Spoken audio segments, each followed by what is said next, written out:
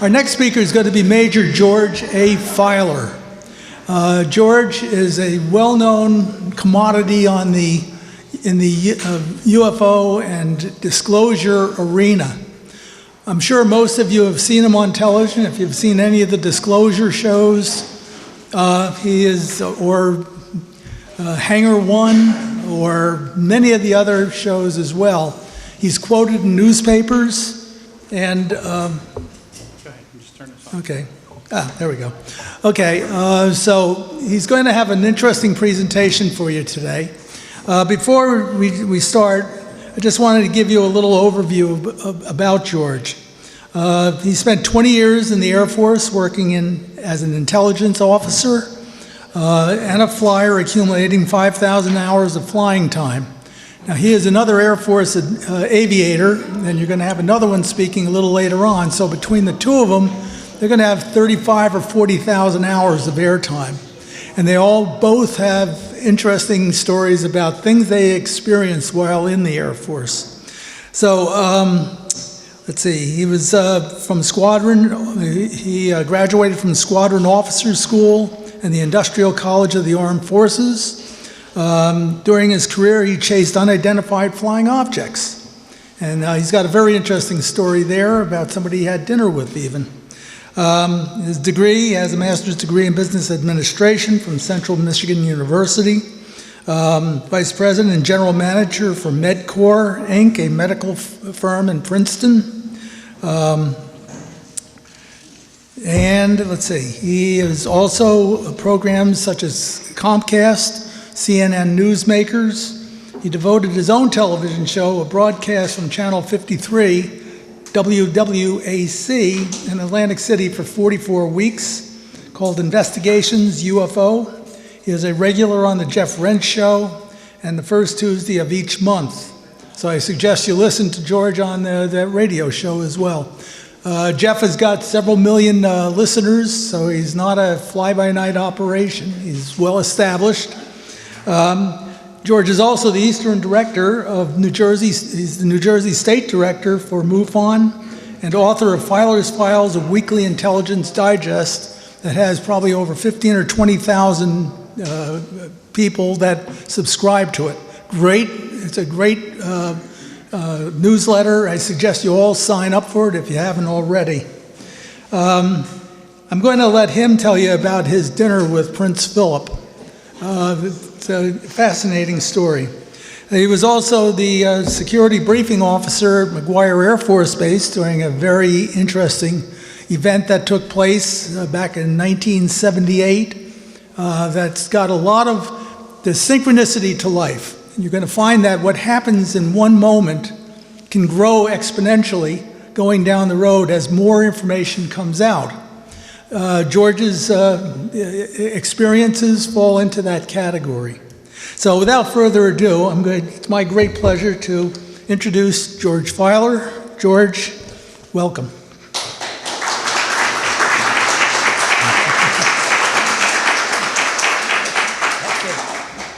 See, I didn't know all that stuff about me.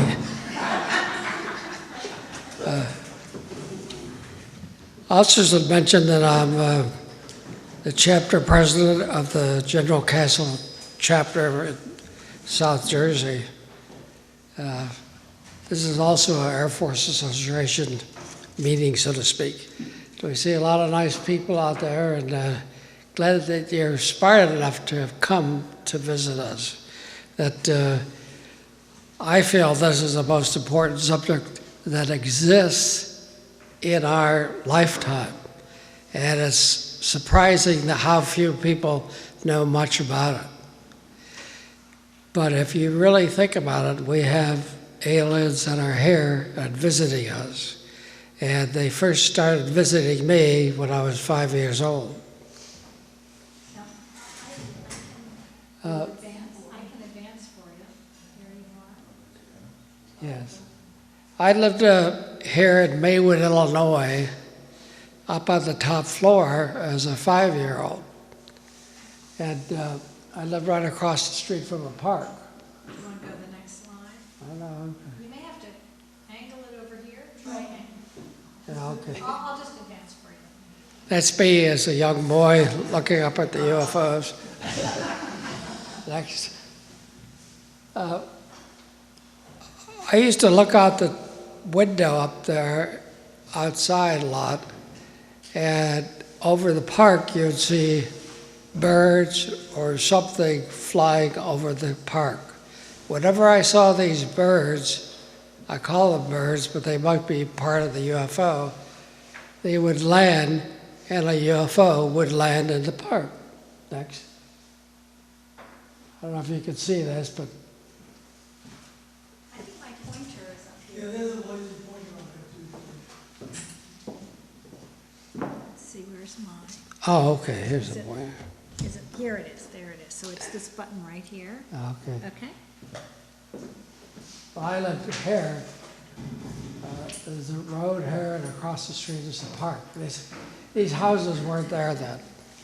Well, in any case, my boyhood friend, John Fitzgerald, and I were riding our bicycles, and we rode right behind the area here, and a man was standing in the woods with an all-black leather uniform on, and he pointed across the street at the UFO and asked us if we wanted to go over there.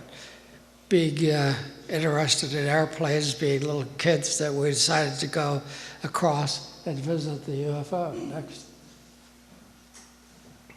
And it was parked more or less under a tree, and it was kind of interesting that kids were out there playing baseball, but nobody seemed to notice us. And next, and we went up to the craft, and they took us inside. Inside, it seemed much bigger than it was outside. I don't know why that was, but that's the way it was. And as little kids, it looked to me like a stainless steel kitchen. And they were very nice and showed us around, and we stayed there a little while and went home. Well, each week for about 7 or 8 weeks, it would come and park at the park, and I'd see it, and I asked my mother if I could go across the street to the craft. And I, for at least in the beginning, thought it was an experimental Air Force craft. But based on the lady who was in there, it wasn't next. And she would take me inside and give me kind of like lessons. Next. Very nice lady, and I think at a very early age I fell in love with her, but and that's part of the story, is that this lady that I had met at 5 years old, I thought I saw her, so I don't know, 15 years later when I'm in a circus-like operation, and she's here with us today, my wife, Janet.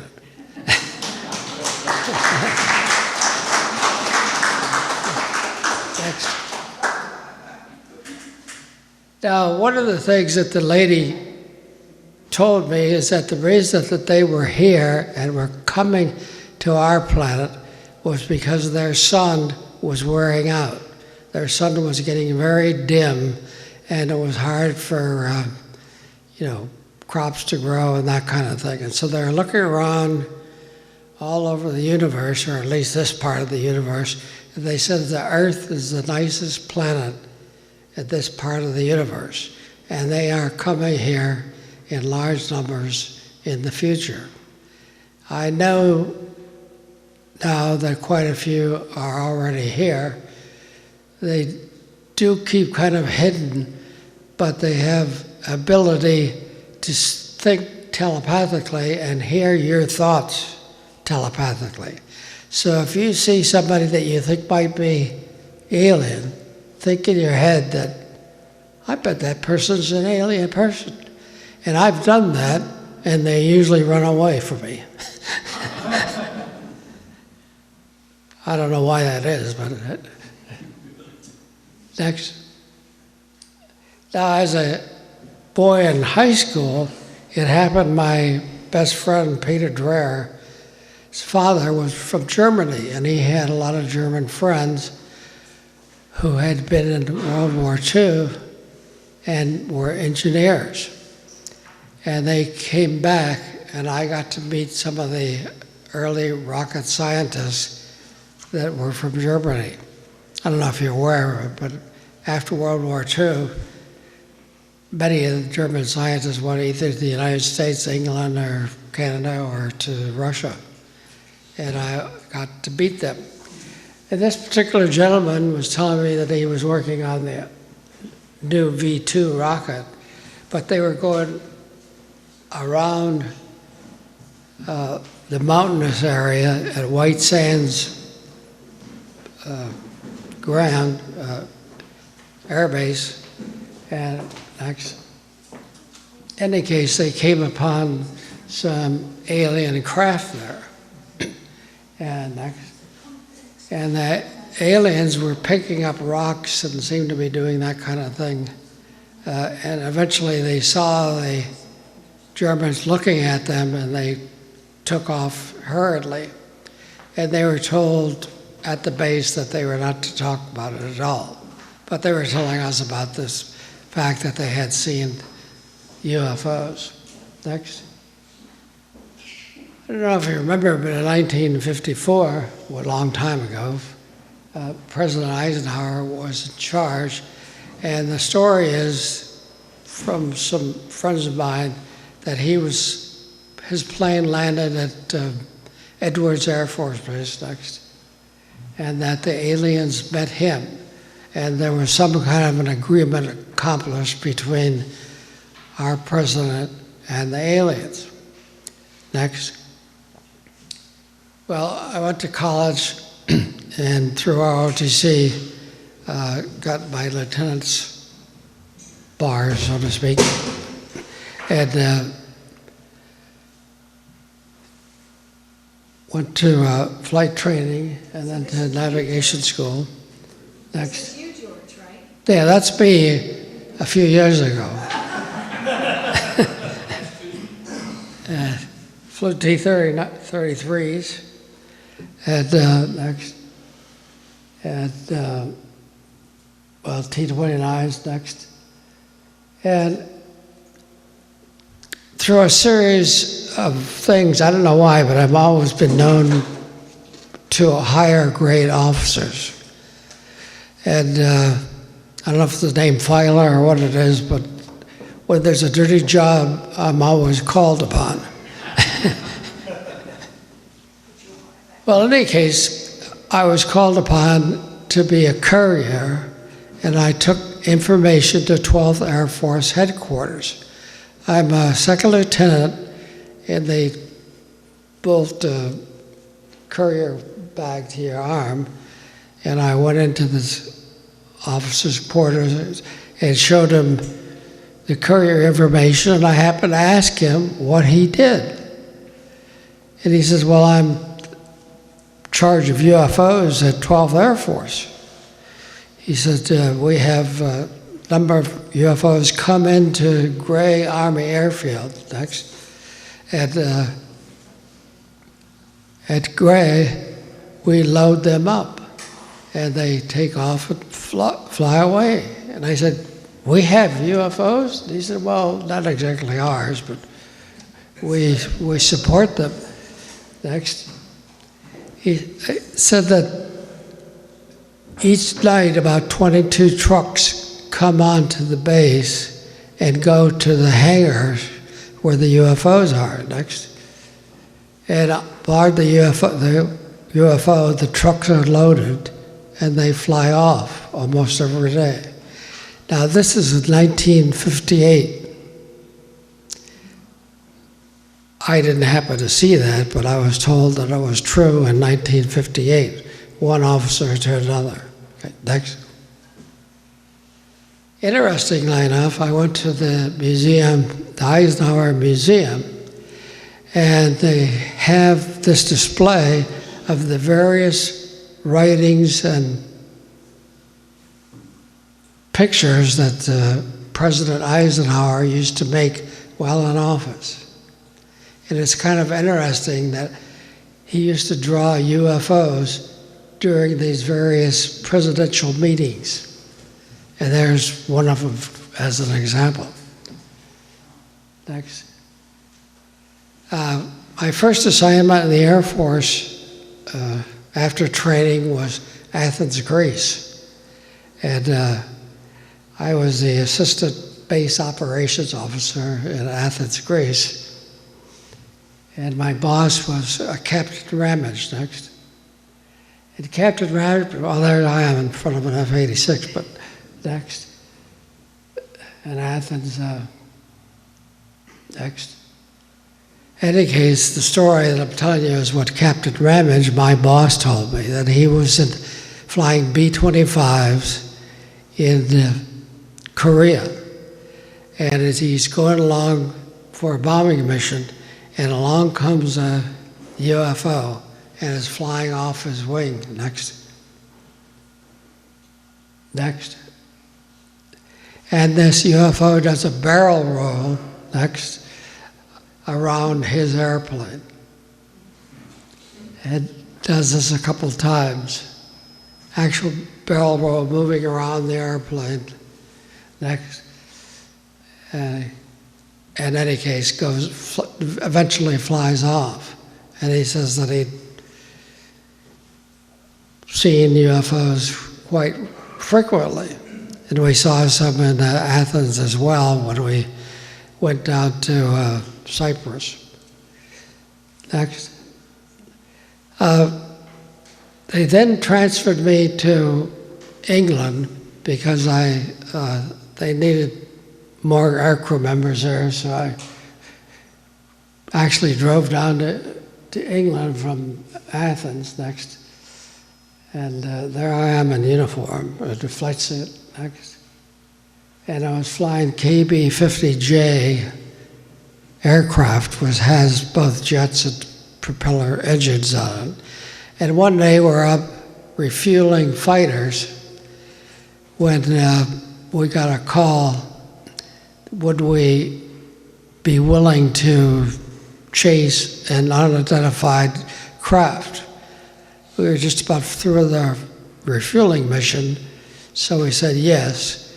And next, they had picked up on radar a very large return over the Stonehenge area, Oxford, Stonehenge in southern England. And we were up on the North Sea next. I don't know if you can see that. We're in orbit in the North Sea. And when we said that we would be willing to chase the UFO, they said, well, you have the Queen's ability to direct all the traffic away from you because you're the top priority mission. You're a Queen's level mission. In any case, we started diving down. The UFO they thought was about 1,000 feet, and we were about 33,000 feet. So we're going down quite fast. And the whole airplane started shaking, and it turned out we were going above the red line of the aircraft. Colonel here knows what I'm talking about. In any case, we had to pull back on the jet engines and slow down because we were so excited to go chase a UFO. Well, about 50 miles out, I got the radar moving up, pointing at the UFO. And it was a huge UFO on the radar. As a matter of fact, the radar return was very similar to the Firth Bridge in Scotland, which is like our San Francisco Bay Bridge or Brooklyn Bridge. It's a huge bridge about a mile long on the radar, indicating that this huge craft is out there in front of us. As we got about 20 or so miles away, we could see a whole series of lights, like a ship at sea, you know, some kind of a passenger ship with numerous lights on it. As we got closer, next. There's the Firth Bridge. Gives you an idea of the size of the bridge. The radar return from the craft was as large as this bridge. Next. It's one of the largest bridges in Scotland, by the way, next. And what we could see off in the distance was a craft something like this. Next.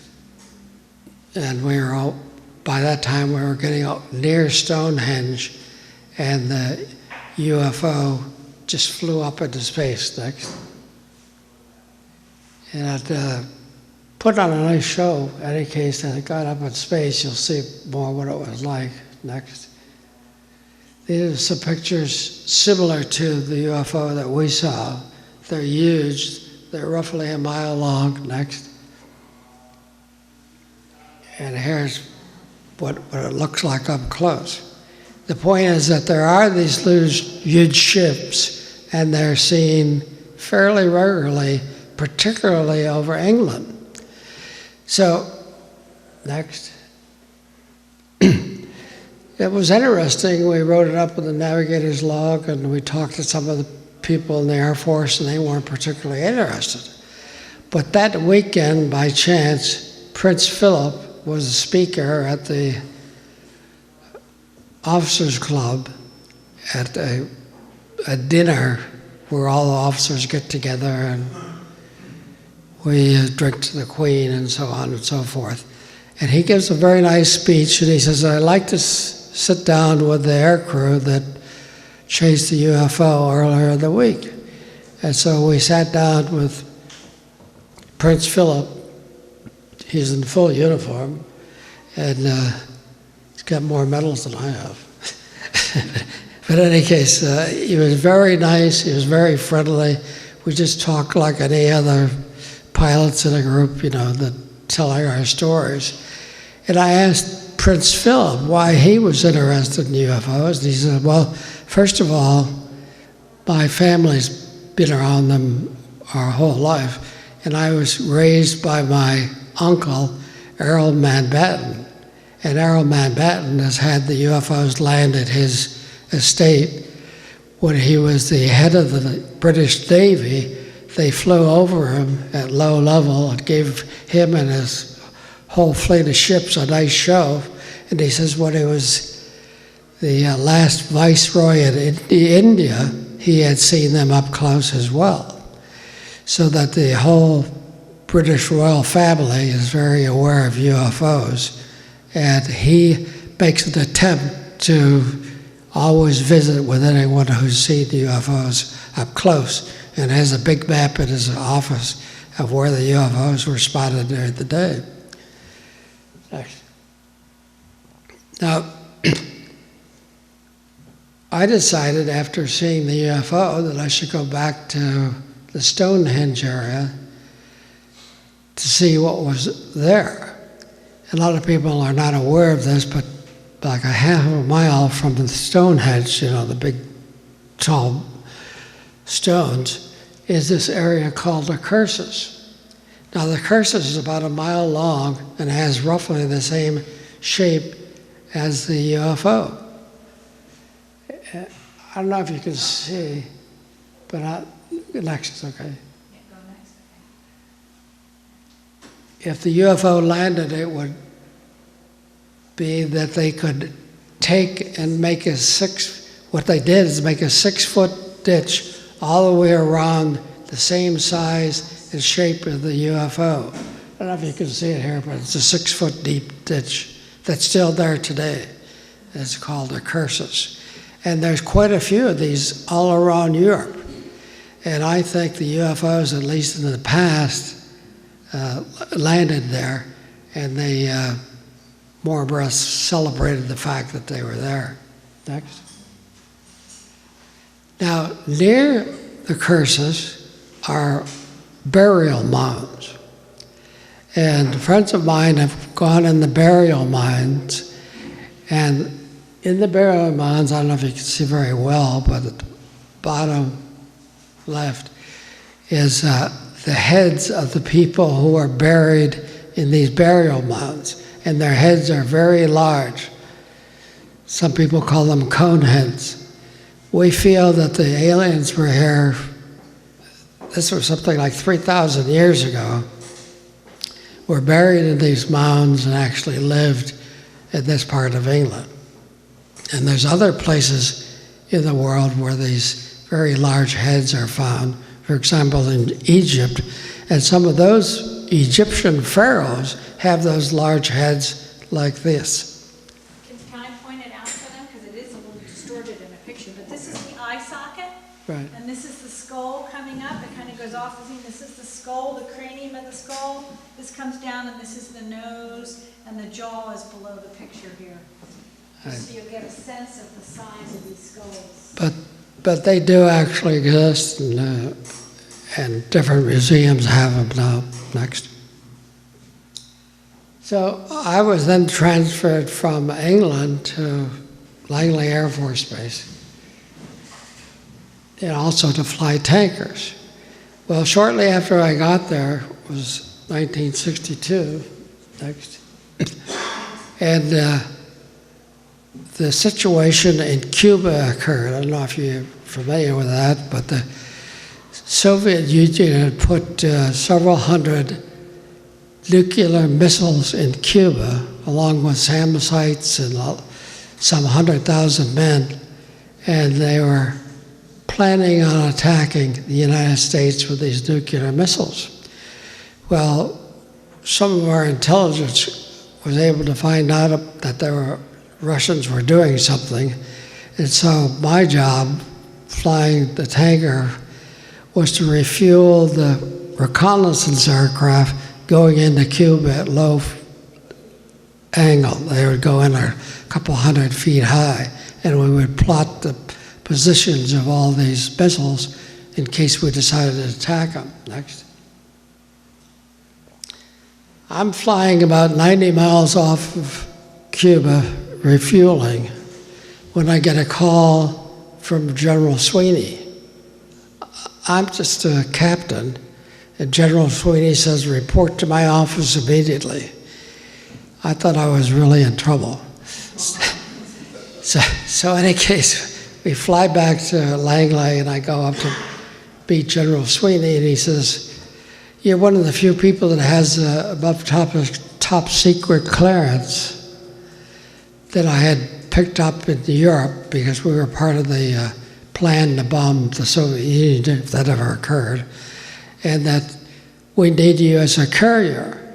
And those RF-101s and U-2s flying over Cuba, we have to take those up to General Lemay in the Pentagon so he can show President Kennedy.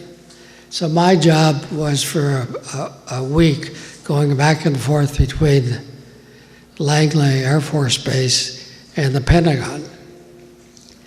Now, one of the interesting things is I would go in and see General Lemay, and he would tell me to tell General Sweeney that if we ever lose an airplane over Cuba, we're going to go in and destroy that Air Force base. Tell him to be ready. Well, I became the speaker between the two generals, because they didn't want to put anything over the air, because the Russian ships are off the coast picking up whatever we send over the mail, so to speak, or over the air. And I was sending information back and forth. And I will tell you that General Lemay very much wanted to bomb Cuba. And we came very close to it, a lot closer than most people realize, which would have started World War III and back in 1962. The other interesting thing is that I was usually met by a colonel outside the Pentagon to carry me, walk with me up to General Lemay's office. And one day, we're walking by a green door, and the colonel says, oh, in that green door, there's a man from Venus that lives here. His name is Colonel Thor. So I was actually asked him if I could go and meet the Venusian, but he wouldn't let me. He said, no, you have to have permission from General Lemay, and I didn't want to ask him. He was very tough to deal with. I had saluted him, and he never even saluted me back. But General Lemay was a very tough man with a cigar in his mouth all the time. In any case, I would show him the new missile sites, that kind of thing.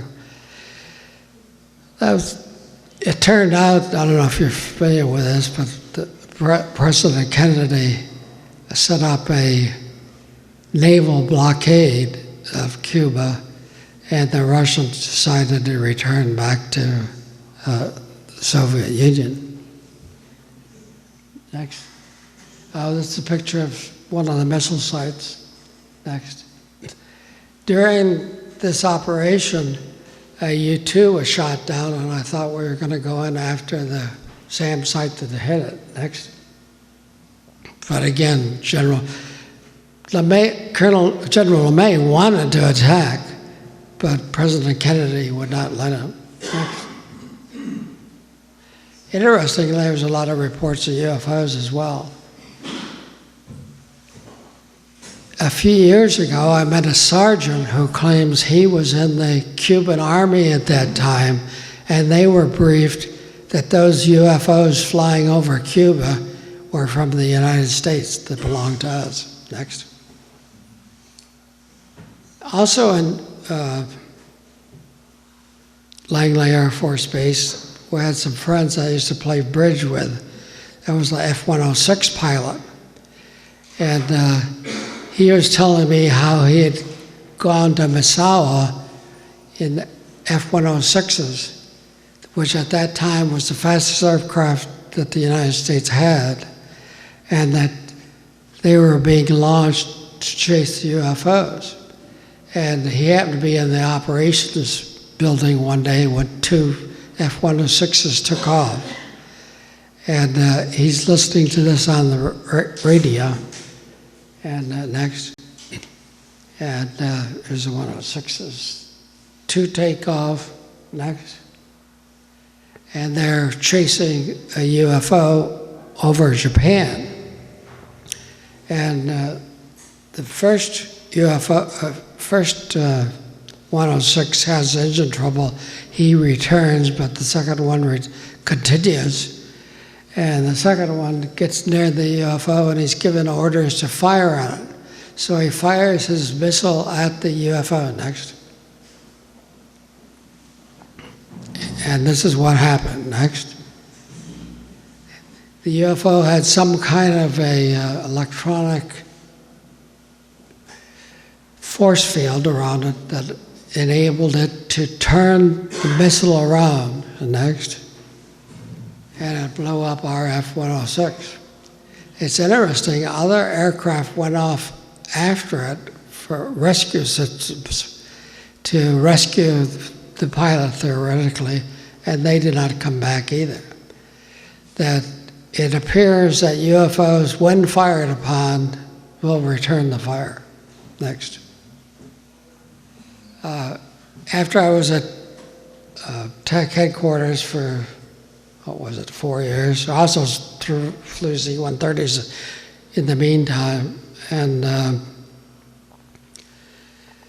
I was transferred to 7th Air Force headquarters, and I had orders to fly F-4s into Vietnam. And sounds funny, but I hurt my knee, and got a call from 7th Air Force headquarters, and they diverted me to become an intelligence officer at 7th Air Force headquarters. And my job was to brief the generals every morning. And I was the First Corps analyst. And each morning I was the first one up on the stage briefing what was going on in I Corps in Vietnam. Next. And first General McGuire, and then General Brown came in. And we would get reports of UFOs up on the DMZ. He says in his book that he calls them helicopters. I don't remember ever calling them helicopters. We just called them unidentified. We didn't know what they were. But people were reporting the fact that the UFOs were dangerous. Next. Picture of one. Next. In any case, along the DMZ, which is a line between North and South Vietnam, is a river which the swift boats would travel on. And we had trouble. We feel that UFOs on occasion, when fired upon the swift boats and they were sunk. Next. As part of my job there, I predicted that the North Vietnamese were going to attack South Vietnam with tanks, and the fact that there would be a very large attack by them during the Tet Offensive. Now, it was interesting that we would send out a message to our air bases warning them of the attack. And our messages would go all over the world to the president on down. And it happened that General Westmoreland had just come back from the United States explaining to everybody there what a wonderful world it was that we were winning the war in Vietnam. And here this captain in the Air Force was writing these letters, messages, all over saying that the enemy was going to attack. So he called up my boss and chewed him out, and I was called in and chewed out by a four-star general.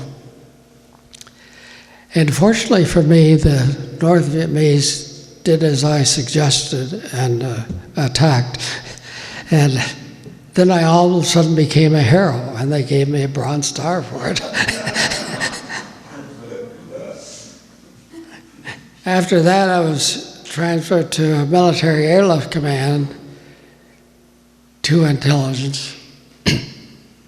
Flew DC-9s, but next. I don't know if you're aware of it, but often in the Air Force you'll have a ground job, but you also have to keep up where they're flying. Next. Well, this was the command post that I used to brief in every morning. And again, I was the first guy up on the screen. There's another thing about my career. My whole career, I've had CIA people in the desk right next to mine.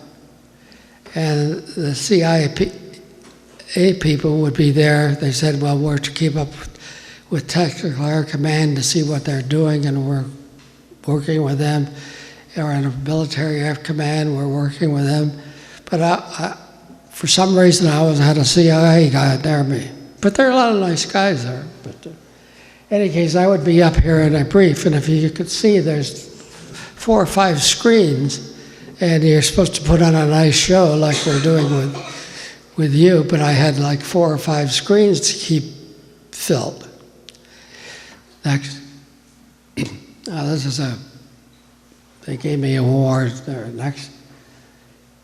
Well, I used to go to the Pentagon every couple of months to get the latest information and the latest slides of whatever our intelligence had been collecting. For example, the T-72 tanks were the newest things that the Russians had, and we would get slides of the tanks that I'd bring back and brief the generals about. I also might point out that we used to brief about UFOs fairly regularly, because the air crews, we had almost 1,000 planes flying every day, including the president's plane, which I sometimes flight plan for.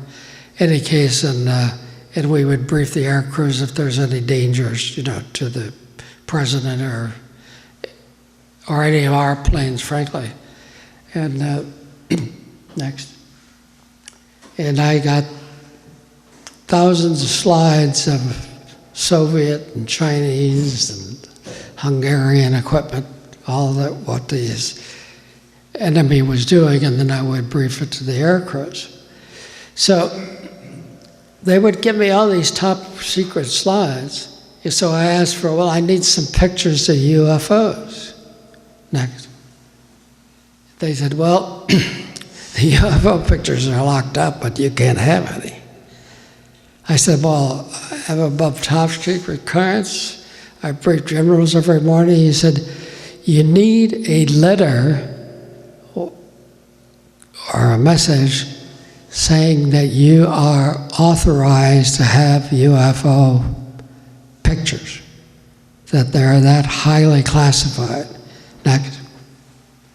And then only 4-star generals, unified commanders, in other words, they run a command with maybe 100,000 men in them, have the authority to choose someone to learn about UFOs. Now, I briefed about them when the air crews would see them. I don't know if you remember the famous Iran situation in 1976 where the Iranian F-4s went up and chased a UFO and tried to shoot it down, and their weapons wouldn't work. Well, in any case, that's the kind of thing we would brief the generals. Well, there'd be a whole staff of people. Next. That's me in uniform and my wife. Next.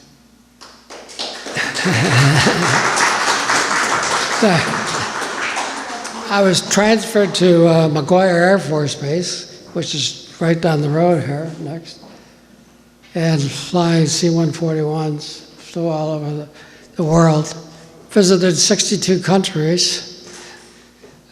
This is the best one.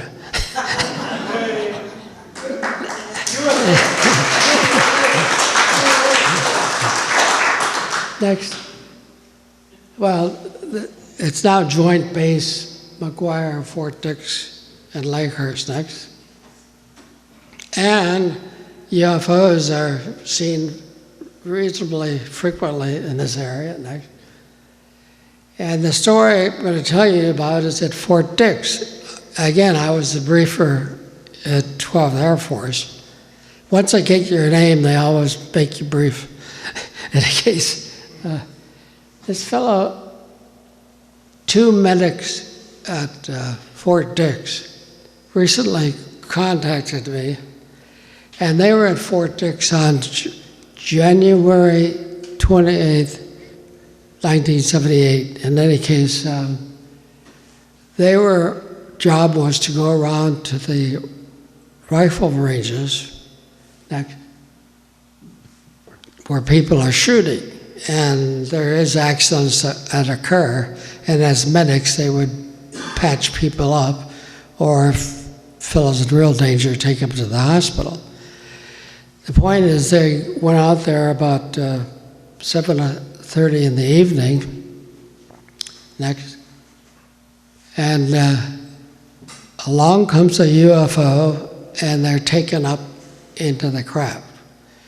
They're taken right through the top of the Jeep up into the craft.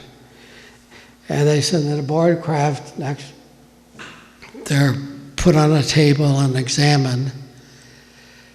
And what's kind of interesting is that the average doctor examines your heart and so on. They tend to examine you from the waist down. And the idea is that apparently they're running a program to reproduce us so that we or they look more like us. And after 4 or 5 times reproducing hybrids, they come and they can live right among us. Any hybrid, raise your hand here.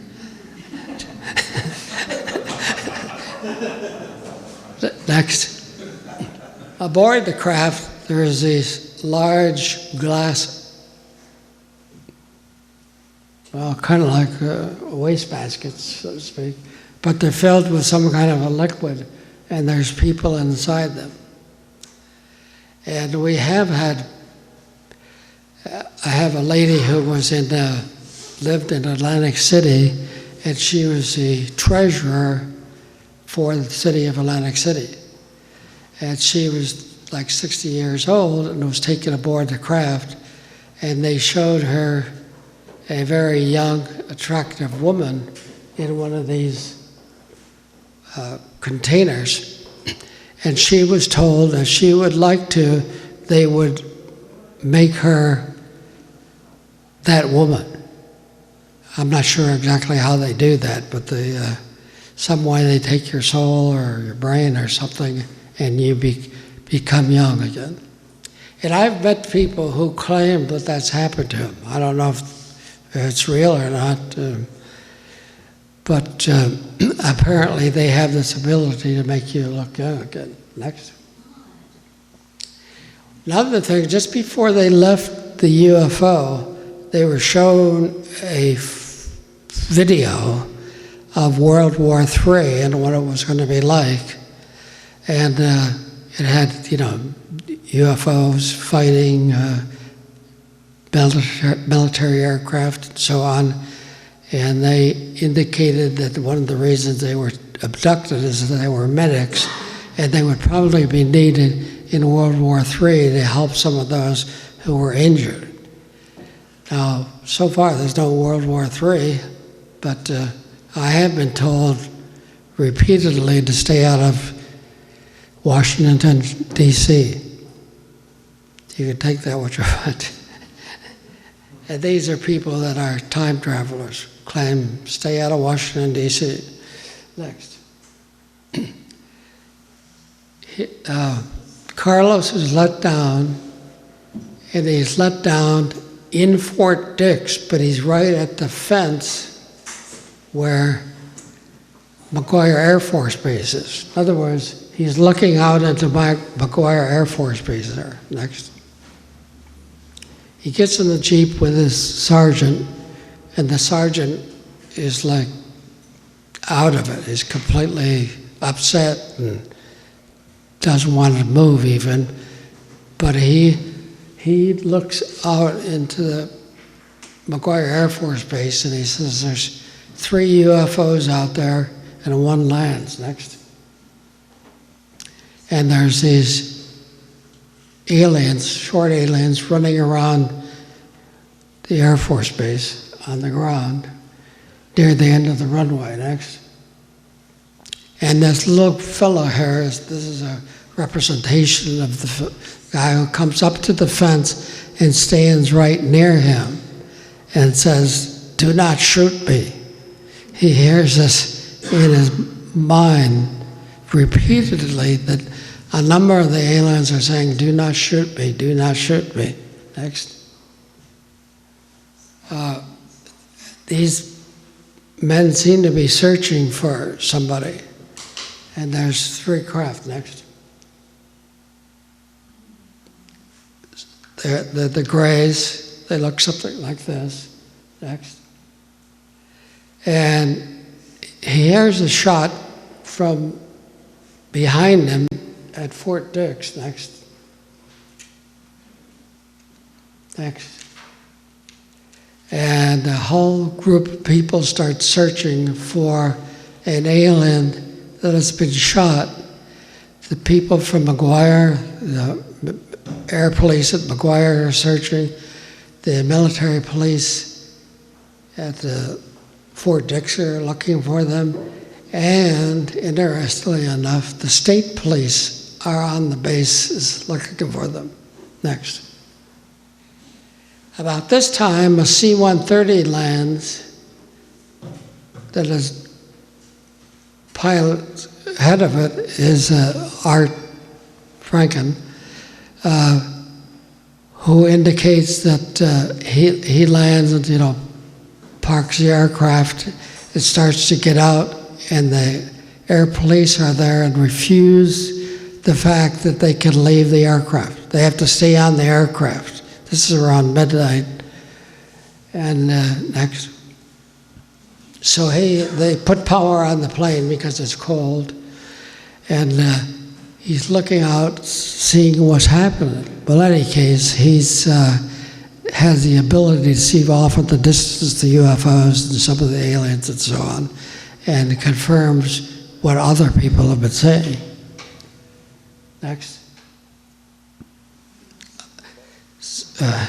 the radar is picking up the UFOs as well. It's like a whole squadron of UFOs is over the base, and they're apparently looking for this one alien that's been shot.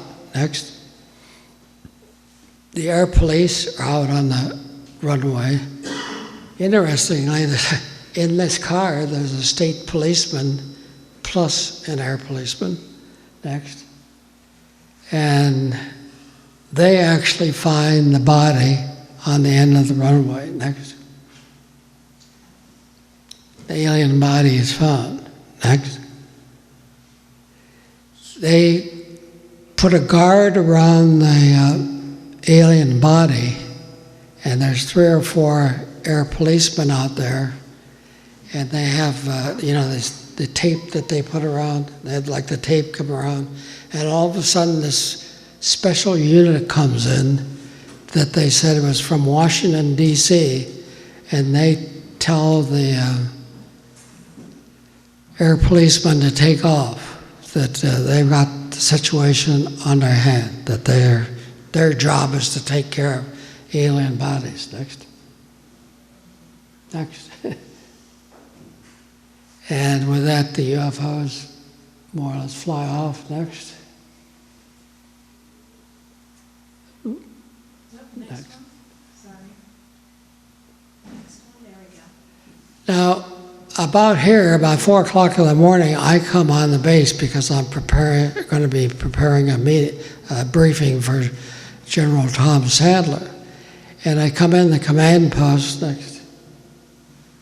Next. Well, this is my office. It's a great big solid concrete building that was designed to withstand nuclear blasts. Next. And inside is the command post, and I walk in and they say, well, an alien has been caught on the base and he's been shot, and we're C-141 coming in from Wright, Patterson to pick him up. And I said, an alien, is it, like a Mexican or something? He said, no.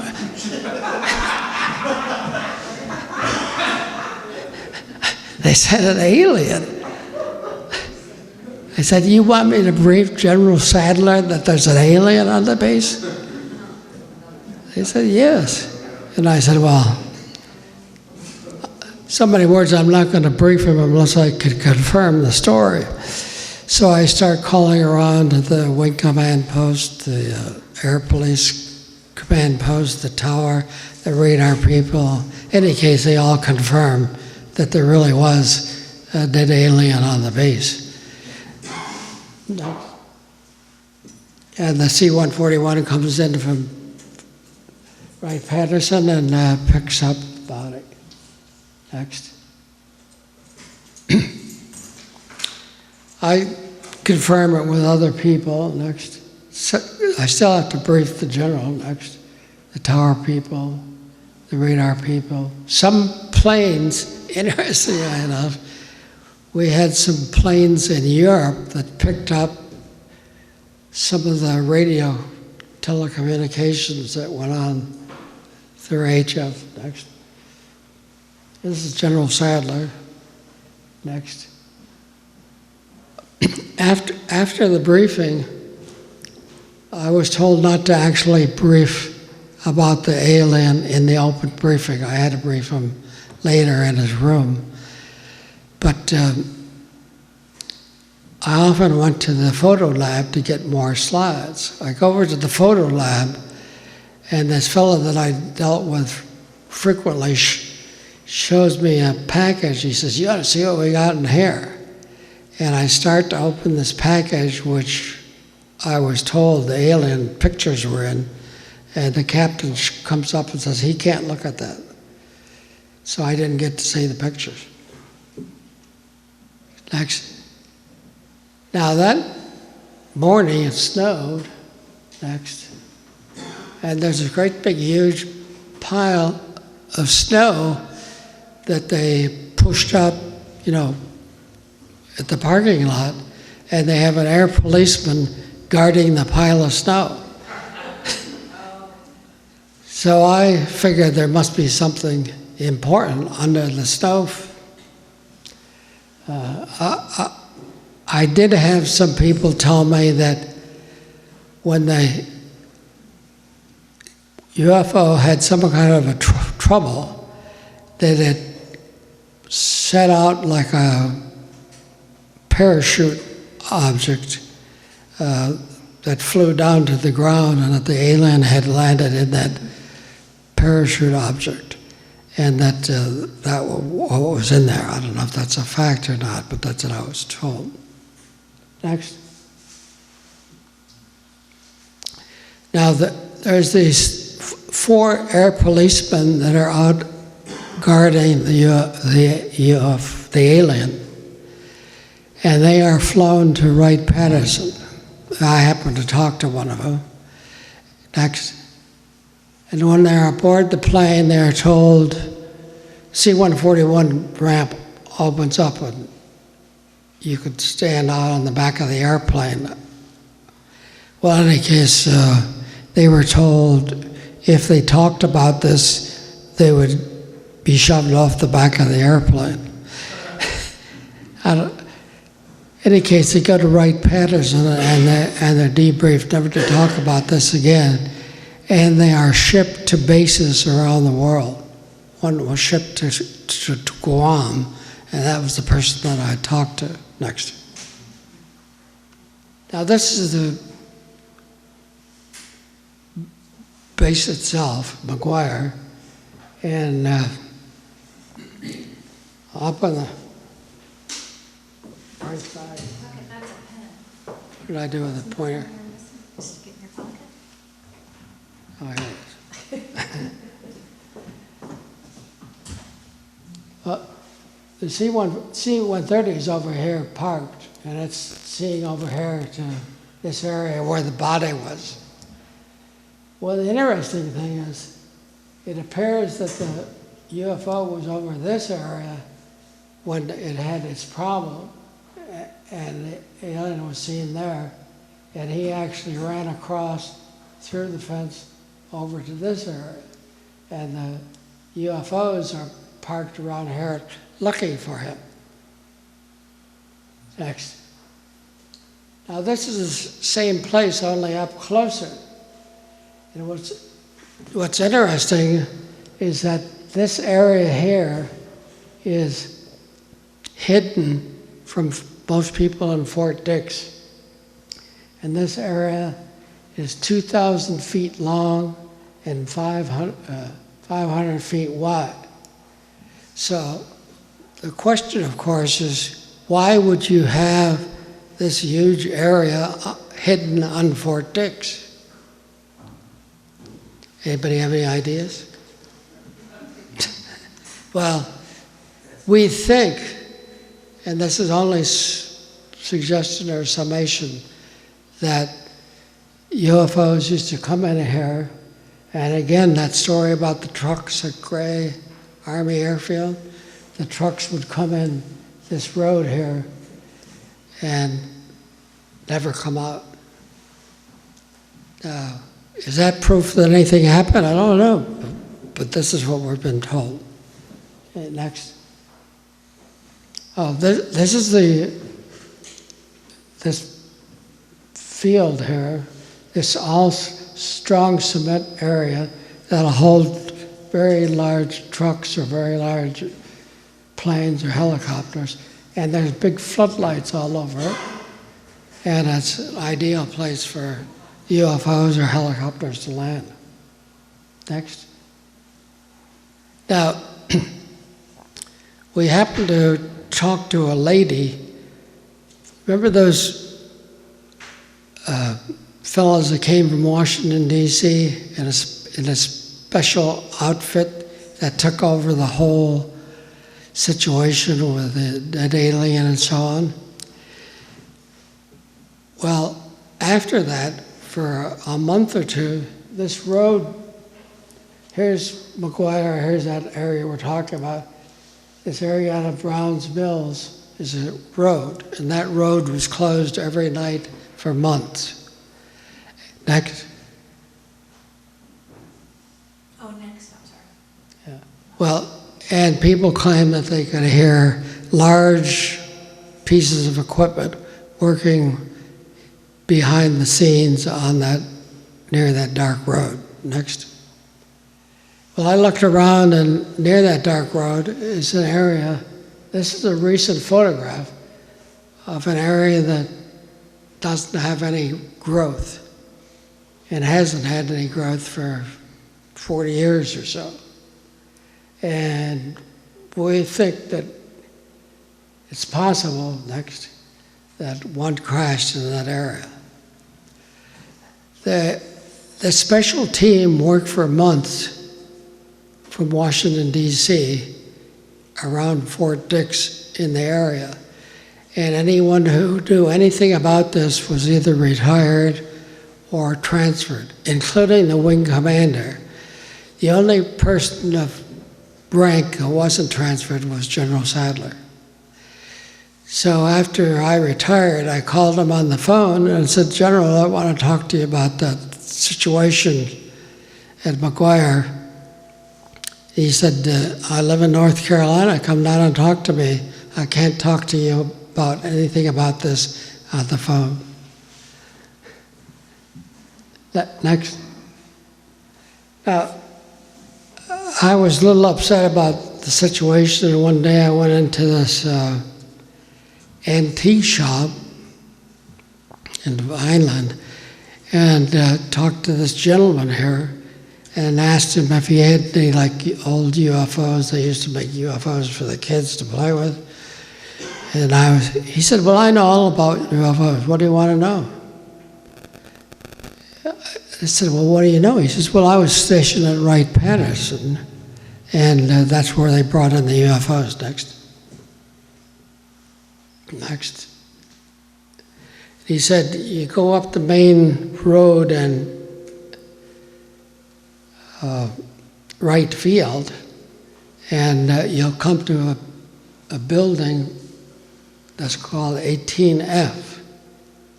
And then and go around to the back of 18F, and this is what you'll see. And that's our car, which is about 20 feet long and has an opening 40 feet long. It was just the right size to have a UFO go in that building. So I checked with the engineers at Wright Patterson, and I said, when was this building made? They said, you know, this is really strange. This building was made in 1 month, from beginning to end. Now, I don't know if you've been around the Air Force. It usually takes a year or so to build a building. So why did they build the building so quickly? It was just to hold the UFO. And I said, well, what did the UFO look like? This fellow that I'm talking to, his OSI officer, was shown the craft. Next. He goes there at night, and his friend is a sergeant there. Next. That's a man. The friend is guarding the UFO. Next. And when he goes in, they show him the body of one of the aliens, one that looked very much like us. Probably the only difference was that his brow was bigger than ours. Next. Oh, can you go back? Oh, sure. Sorry, I had to. In any case, the UFO looked much like the UFO in the picture, Hangar 18, which this is actually from. I don't have the real picture, if you know what I'm saying. This is a artist's impression of what it looked like. But interestingly, I met people who claim to go in them on a regular basis. I don't know if you can see this very well, but at Wright Patterson, here's the Air Force Museum. Right over here is a big Wright area where supposedly one of the earliest planes flew, and they now have a big statue of the Wright brothers. But this fellow that I have on tape, by the way, claims that his job was to go into an underground place right here at the end of this runway. I don't know if you can see this runway, but it goes uphill. And the idea was trying to figure out if a plane taking off from a runway going uphill or downhill would be better to launch it quickly.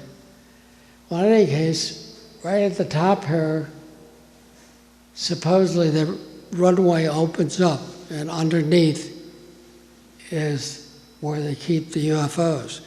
Now, I'm not sure they're still there because a lot were sent to Bigelow, a private organization in Las Vegas. But there's no FOI in private organizations, so they seem to be hiding them there. In any case, this fellow that said that he went in the UFO each morning and checked it for chemical, nuclear, or biological problems. And if it was clear, then they let in scientists from various major universities in the country to examine the UFO. Okay, next. At the end of the runway, they parked an aircraft that had laser capability, that this could shoot a laser from the nose of this aircraft into a hangar, and it'll go right through the back of the metal of the hangar. Next. That's about it. I have a book here that was written about me that you might be interested in. It has a lot more details, of course. It's called Strange Crafts. Next. Didn't come out very well. That was it. In any case, my website is the nationalufocenter.com, and put out a weekly intelligence summary, just like I used to write in the Air Force. Except it's mostly about UFOs, if you're interested. Just give me your email, and I'm happy to send it to you. That's about it, folks. Thanks for coming.